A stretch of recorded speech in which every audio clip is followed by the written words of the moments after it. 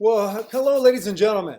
So this is set up for those of you that might have missed class or would like to see this experiment done again. All right. So if you did not show up for class, on the screen right now is your entry task. It's extremely important that you go and get this information or prepare for this experiment. All right. So you're going to need pencils, at least a pencil, and your science journal. You're going to need food coloring, one color, just one color. All right. 2 cups. For now, I just want you to put water, not warm, not cool, just water into a cup, about 3/4 of the way full. Okay. So if a cup's this tall, you're going to fill it about this tall. If you know, okay. So 3/4 tall. Leave the other cup empty for now. And then, this is important. I'm going to need you in your science journal to create a table of contents entry for today's date. 12/3/20 is what today is. Some of you might have 12/4/20. And then you're going to title it Hot and Cold Liquid Experiment for page 31. All right? Page 31 in your journal. You can pause the video, right? I'm going to go to my next tab because it says set up your page using this link. I put this link in chat, but you guys that are here don't have chat. So this page right now, I want you to pause it. After you get your materials here, you're going to pause the screen, and I want you to copy this into page 31 of your journal. Okay? Page 31. And on the top, I know you can't see it, but I want you to write hot and cold water experiment. Okay? In fact, I can probably move that up there. Oh boy. Yeah, see up on the top it says hot and cold water experiment. I'm going to make it a little smaller. Okay. So you got to make sure you have observations. Tap water. It says right there, tap water, just out of the tap. Okay. Quantitative observations. You're going to put in for the quantitative observations the amount of water. Okay. We'll talk about that. The amount of food coloring. That's what's over here. Amount of food coloring. It's just going to be one drop. You can just write one drop in that blank. Temperature. If you don't have a thermometer, no problem. But if you do, get one. Temperature. I will show you the temperature of mine, so we'll just use mine if you need to. Then qualitative. Give a lot of space there because you need to make these qualitative observations. Then build a diagram. Remember to label your diagram. So here's a beaker or a cup. Here's liquid in there. So you're going to want to write liquid and point to it, or water because it's water, and set that up. Okay? I'll pause the screen, do that. And I'm going to, as you should be done now. You should come back and you should see me now. And we're going to go back here. We're going to look at the learning target. Today, normally I would have you read these with me, right? So read them out loud to yourself. But today we will practice doing the whole scientific process by investigating particles of liquid. Okay? We've been learning about the states of matter, solid, liquids, and gases. So now we're going to be looking at those particles that are in a liquid. Okay? Success criteria. You have met your learning goal when you have used the scientific method to understand the movement of particles in a liquid. Okay? So read that out loud to yourself. Both those. Learning target, success criteria. Do it now. Pause the video. Do that. It's important. Okay. Now that you're back, hopefully you did all this. This is how you learn. Follow my instructions. I swear to you, I will help you learn.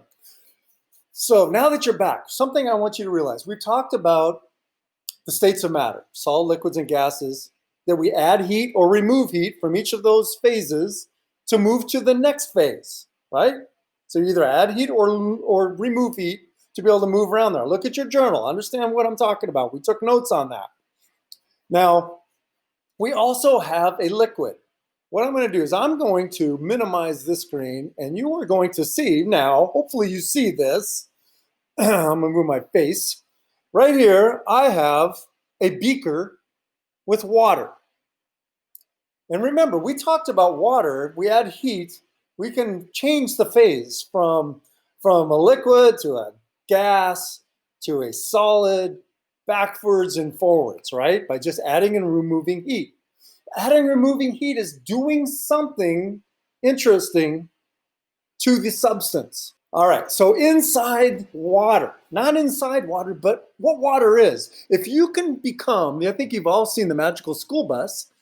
If you can do what they do and make yourself from a normal size to a super small size, okay, like the magic people on the Magic School Bus do, make themselves super small and they go into the body and learn about the body. Well, if you can do that and go up next to this beaker right here and be able to look inside the beaker, if you were super small and could see super small things, you would see what almost looks like sand. Little teeny particles that make up what water is. You ever look at a beach and you look up close and you see every little sand particle? And then you stand way back and you look at the beach and it just looks like a white covering. You don't see those individual pieces, right? Okay, so that's what's happening. That is what's happening here. So we're able to see these little teeny particles, okay? So they're in there. That's what this beaker is made up of, just these pile of particles. In the food coloring, this food coloring right here, in that food coloring, it's a liquid. It's the same thing, just a pile of molecules, particles, pile of particles. It looks like a liquid, and it is a liquid. But inside there is just a bunch of looking like sand, because it's, if you were gotten really small, they're little teeny particles. All right, enough said. We're going to learn more about that in a bit. So here's what I want you to do, and hopefully my phone won't keep doing this. We are going to take our normal water. All right, if you have a thermometer, I want you to stick your thermometer in there. I want you to notice that I have a thermometer in mine. I have a probe. And I'm going to move my camera here so you can see that from this probe, it goes along a wire, and the wire comes around here to my meter. And in my meter, you're going to see that you can see the temperature. Now this is in Celsius. Celsius, we use Celsius in science. I'm going to put this so I can see them both. We use Celsius in science for a reason. And the reason is because it makes our math a lot easier. Even scientists like to do easy math, all right? So you can see the temperature, you can see this. If I pull this out, the temperature is going to change, and you're going to start seeing what the room temperature is, all right? But I'm going to put it back in the water. We're going to see the temperature is about 29 degrees Celsius. Oh yeah, we like to use easy math, Celsius. 0, if you have a temperature of 0 in water, that would be the freezing point. Water will start to freeze at 0 degrees Celsius. If you're using Fahrenheit, it's at 32 degrees, right? So it makes it easier. 0 degrees Celsius is freezing. So my water is not anywhere near freezing, right? It's at 28 degrees. If we were to take this water and start heating it up at 100 degrees, it will boil. Another easy math, right? We want to be easy. Okay, but that's all. We'll learn more about that later. So right now we're looking at water that's 28 degrees Celsius. So in your journal, I want you to write the temperature of the water is 28 degrees Celsius. Put a capital C. All right. The amount of water, this is a beaker. And if I turn the beaker, you will see that I went a little too far, but I'm over 500 milliliters. So I would write 500 milliliters, maybe put a plus sign saying I'm over that. But if you have a cup of water at home, you're going to fill it up, and say you fill it up 3/4 of the way full. Let's say you have a cup at home and you fill it up to about here. That's about 3/4 of the way full. Just write 3/4 full. Okay? That's all you need to do for this experiment, because we have to do what we can at home. All right? Very important to do these quantitative observations, because science uses these numbers to help us understand the phenomenon. Okay? Qualitative are just as important, qualitative observations. So we got to do both. All right, so here's what I'm going to do. I'm going to take my food coloring. I'm going to remove my probe because I don't want that in there anymore. I'm going to turn my cup, and you want to let the water settle. You don't want that movement that you're seeing now. You got to have it settled. Okay? Once it's settled, then you can take a drop of water, a drop of food coloring, just one drop. Don't go crazy. If you go more than that, you don't notice as much. But one drop. And now I want you to just watch and observe what happens. And on your notebook, I want you to start taking qualitative observations. What is going on? What happened at the beginning? You notice some of that where did it go? To the bottom or the top? Write that down. Is some up on top? What does it look like? Does it look like strands of hair? Use examples. What does it look like? Is it moving? Is it moving fast or slow? Kind of maybe use a timer. How long does it take to get from one spot to another? That's quantitative observation. What do you notice? I mean, there's some, look at the bottom there. They have 3 strands hanging down. What do you notice about that? It's not one strand, but at the bottom, there's little blobs, right? You want to describe this as best as you can, using as much detail as you can, because you're going to compare this later to your experiment. And if you don't have good observations written down, it's going to be hard to do those comparisons. Explain what you see. Now, after 1 minute, which is coming up, you're going to look at the bottom of your page of your journal, and you're going to see a diagram. What I want you to do, like right now, I want you to draw what you see on that screen, what you see in your glass of water. Draw it exactly as you see it, as quickly as you can, but as accurate as you can, because you're going to use these for comparisons. So draw what you see. What do you see? And if it's in green, use green. If it's in red, use red. And I want you to draw it. If it's dark on the bottoms, if you notice down here, it's a little darker. I want you to make sure you draw that it's darker on your page. Down here on the bottom, that's darker than the stuff up here, right?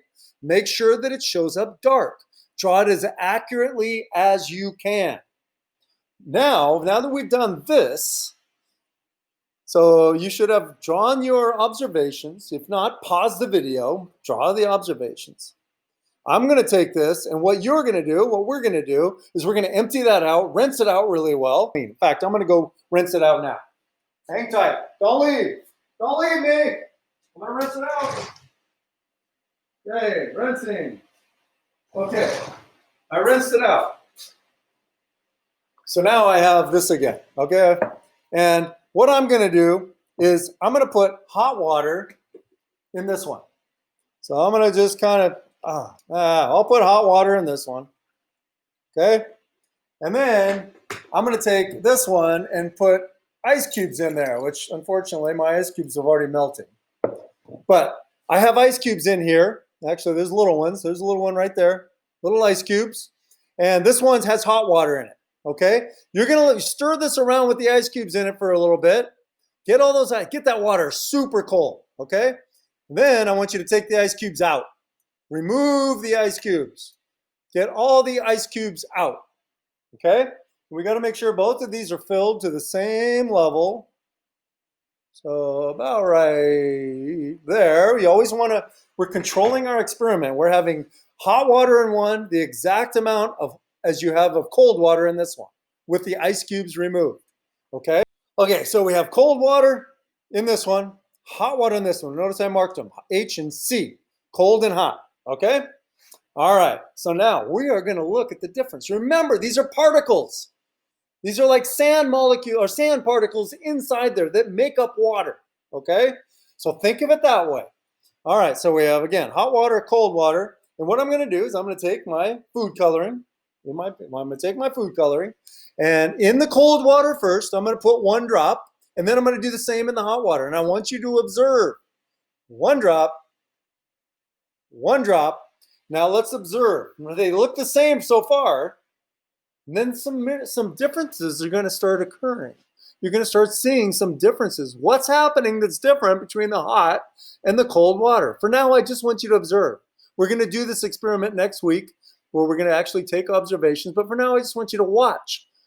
What the heck is different between hot and cold water? They look no different when we started. I don't know. I should have had you look at both of those and observe them. But they look no different. The only difference is temperature. So added heat. We added heat to one, the one on the left, and we removed heat from the one on the right. Why are they acting so differently? We put a substance, food coloring, into this other substance, water, and we're seeing some big differences. The hot water looks to be spreading out faster. The cold water seems to be just hanging out and moving very slowly, where the hot water seemed to move very quickly. I want you to back this video up and watch this a couple times. What is causing that? What about the temperature? What about adding heat or removing heat is causing this difference? I want you to take some time to think about that. And then what I had my class do is that I want you to run this experiment for your family. We can't get together in groups in class like I'd like us to, that's just the way it is. We work through this. So what you're going to do, you are going to hire your family as your colleagues in science. You're going to build a science team, and you are going to show your parents this experiment, show them that the water looks the same at the beginning, get them to notice that, put the drops in there, and I want you all to work together to try to figure out why adding heat to one and removing heat from another is making such a difference. Do you think the cold water, this side over here, will ever look like the hot water? It would be interesting to let it sit overnight and find out. Will the next day, will it look the same as the hot water? Good question. Okay, that's all I have. I want you guys to run this experiment, try it, show your family, work with your family, and come up with some ideas. The assignment is to take a picture of yourself and your experiment with everybody in it. Do a family selfie and then post it in the assignment, okay? This is really important. You guys do that, okay? Thank you. I don't even know how to shut this off. Have a great day.